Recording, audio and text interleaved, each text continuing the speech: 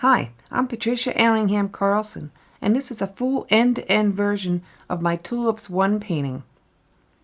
For a condensed version, look in the links below in the description section. This is part 3. In part 3, I am shading the tulips, I am doing some accenting with the stems, and I'm doing a lot of glazing. I begin to work on the leaves as well, and find some interesting little notes in the salt marks, which I start to enhance and exaggerate because it seemed interesting. My intention with this painting was to make a very loose painting, and at this point the painting declares itself more and more that it wants to be a little more defined. So I decided to listen to the painting and let it go ahead. If you like it, please subscribe and hit the like button below. Let's get painting. This is my reference photo. I frequently work from reference photos and try to be inspired by what I see.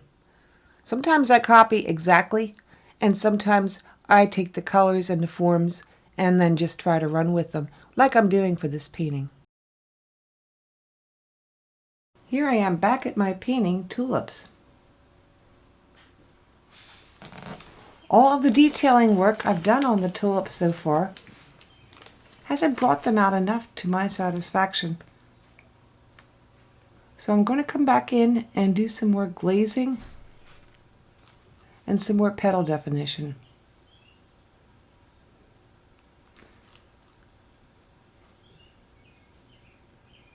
When I put just the right colors down and they appear bright enough, frequently I need to go back and add more layers.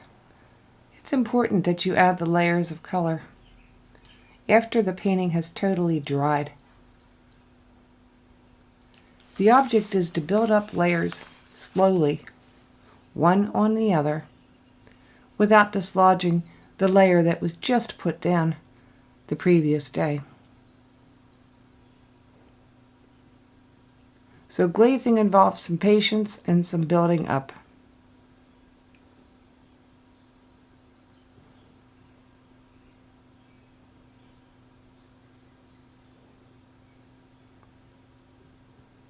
I'm using the complement of yellow to do some shadows on it.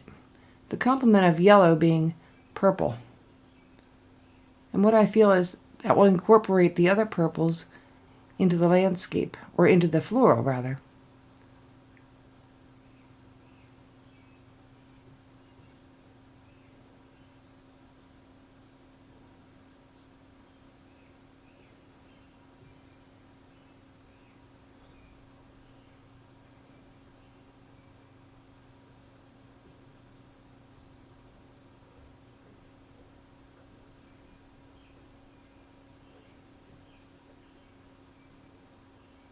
So this is purple mixed with some orange, which makes a nice mauve. It can almost appear brown sometimes, but this particular tulip was not all yellow. It had a lot of orange in it as well, even some peach.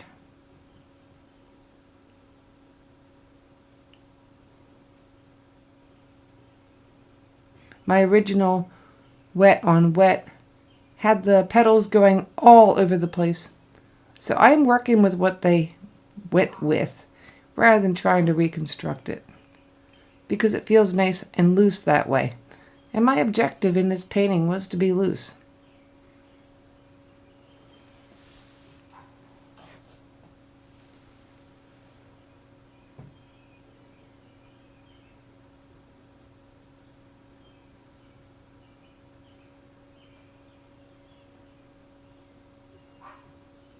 You know, it's interesting to me, though, that the more I work and the more I detail on these petals, the less loose I'm getting.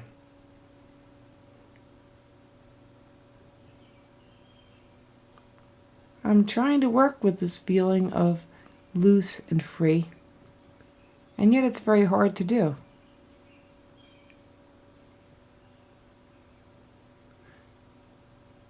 The realist in us wants to define everything. And yet the works that we frequently admire do not do that. They leave things for the imagination. The trick is just enough for the imagination and not overstating.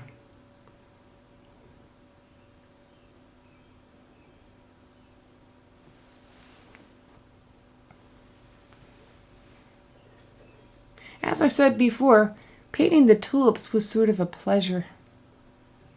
Painting all those leaves and all those folds and trying not to overdo them is the challenge here. But the folds and the leaves need a lot of accent work, and they'll need a lot of color work as well to work with the tulips. I wanted to make the leaves dynamic and interesting as a form in themselves, not just have the painting be all about the flowers at the top.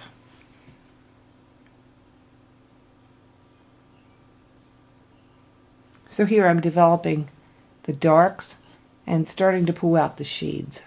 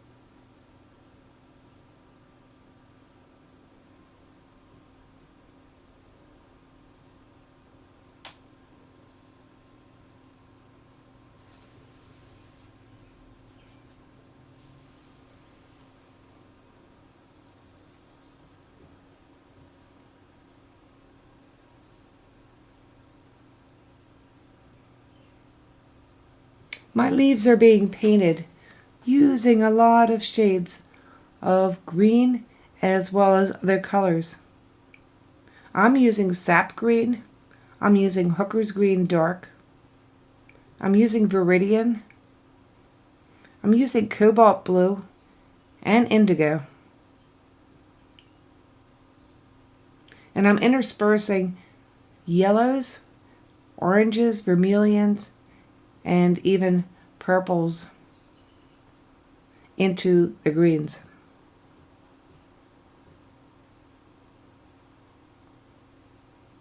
When I echo the colors of the yellow tulips into the leaves below, it pulls the flower colors into the foliage and makes them look more unified as a composition.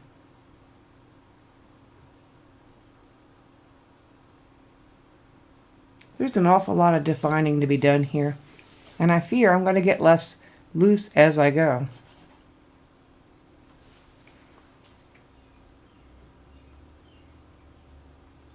I think we could skip ahead a little bit at this point.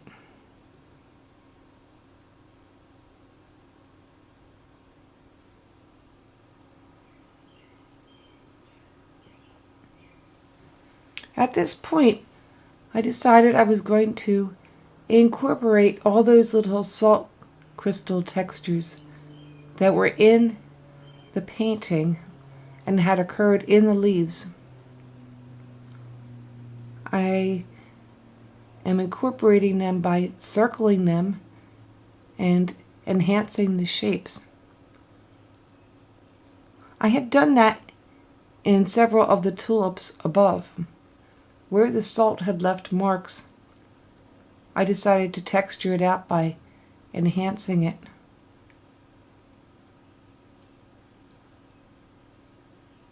This was sort of an experiment, and I decided if I liked how it looked, I would do more. If it had looked unpleasant to me or I did not want to continue, I certainly could have painted over it and blended it back in. but I thought it was sort of neat.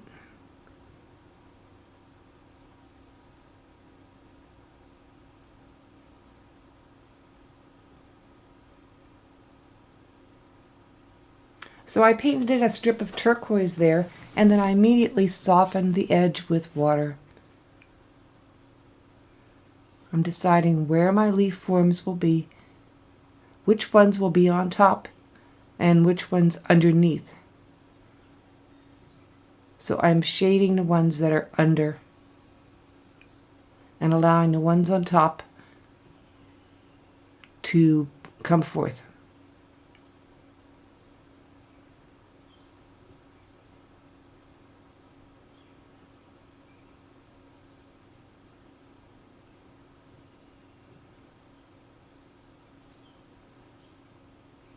And this will add structure to all of the leaves below.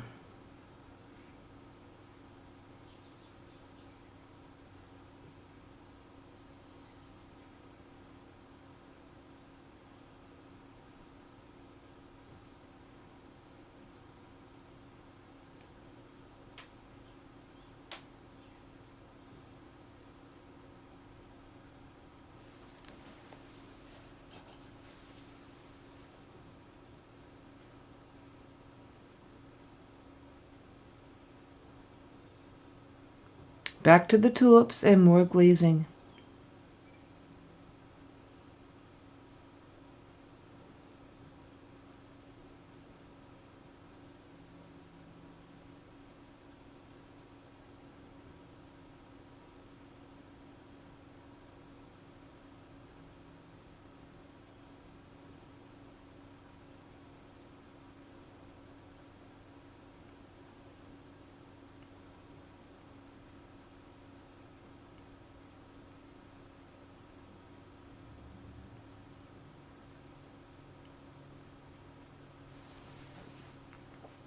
More details on those petals.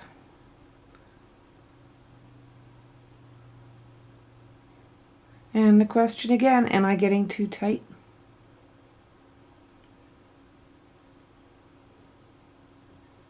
I belong to several Facebook pages that are supportive of watercolor and the arts in general, and people feel free to ask questions.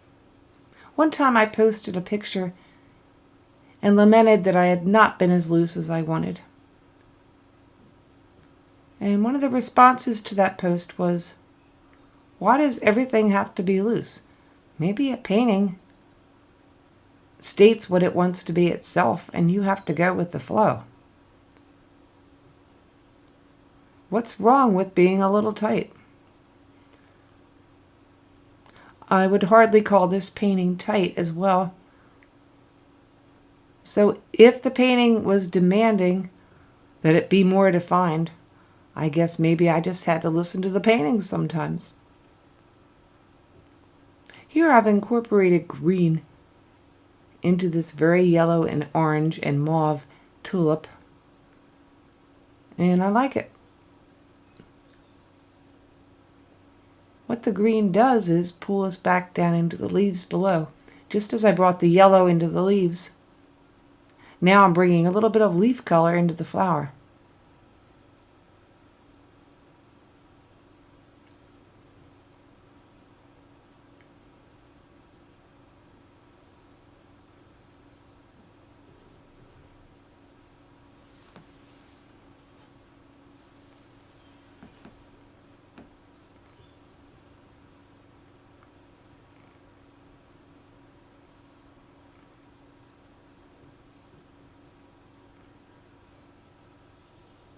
More glazing on the purple tulip.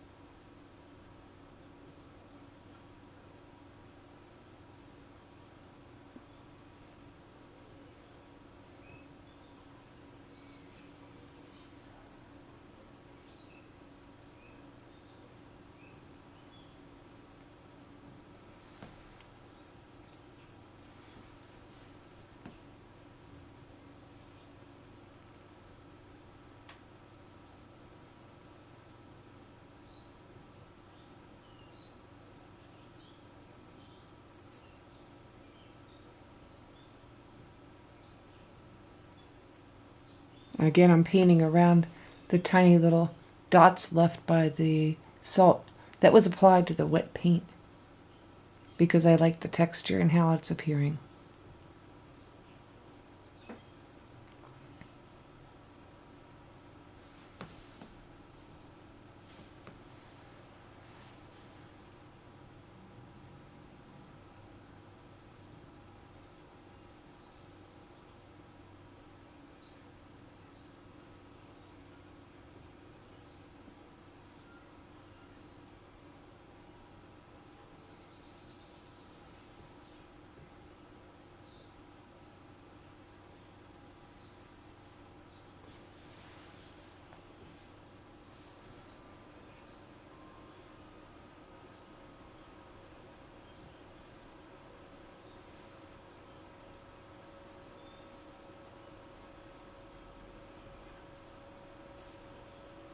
Some pretty heavy accent work there on the middle tulip, the middle pink tulip.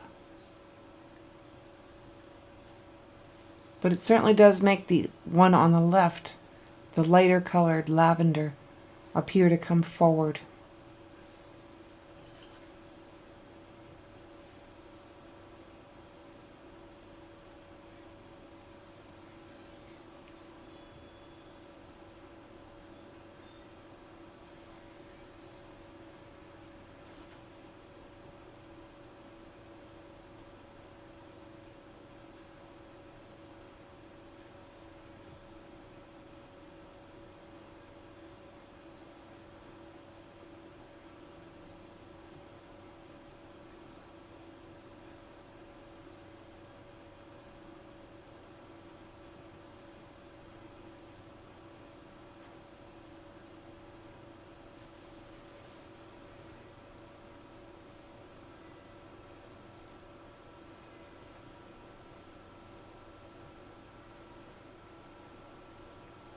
I'm adding one more petal to that lavender tulip, half hidden from behind.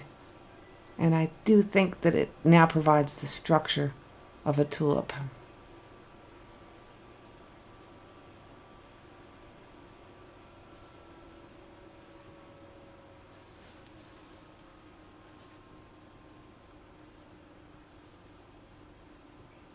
A little edging on the bottom of the tulips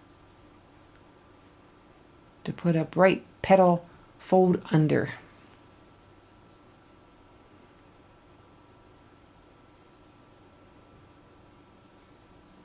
And more glazing.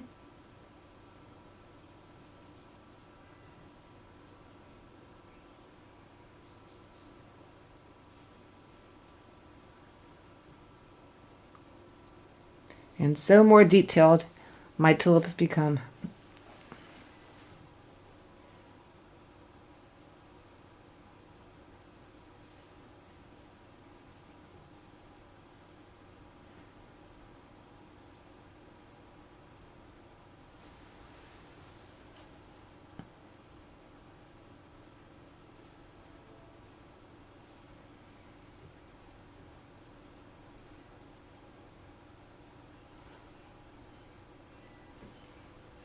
At this point, I'm getting fairly satisfied with the tulips themselves, although I am sure I'll be doing a little bit more revision. My major task at this point will be to go back to those leaves, give them some more structure, some more overlap, some more background, and perhaps to develop some folds, such as we see in tulip leaves.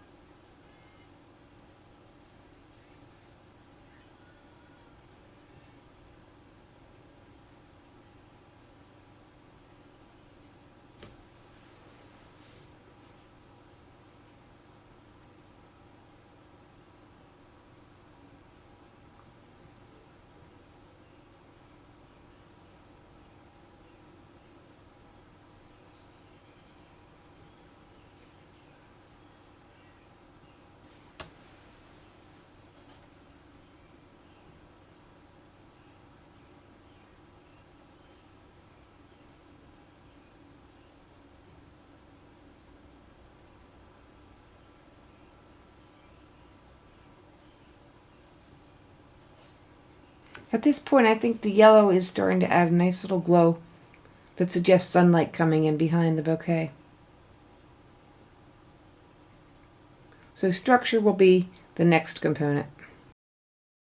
I hope you enjoyed my video of Tulips 1, and I hope you learned something. I appreciate your likes, and please do subscribe. If you click on the bell and select all, you'll get a ring whenever I post a new video.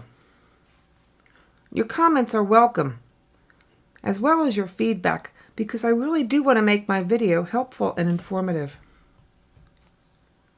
I'll see you soon with a new end-to-end video, so please don't forget to subscribe.